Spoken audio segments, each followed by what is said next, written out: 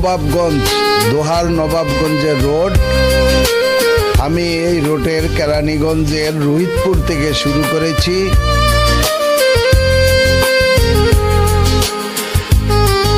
এখন আমরা একটি ব্রিজ পার হয়েছি, সামনে আরো সুন্দর আরো একটি ব্রিজ আছে, সেটিও আপনারা দেখতে পাবেন।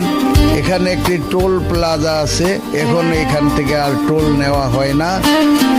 এই টোল প্লাজাটা ভেঙে ফেলা হয়েছে, যার কারণে এখন এখানে টোল মুক্ত।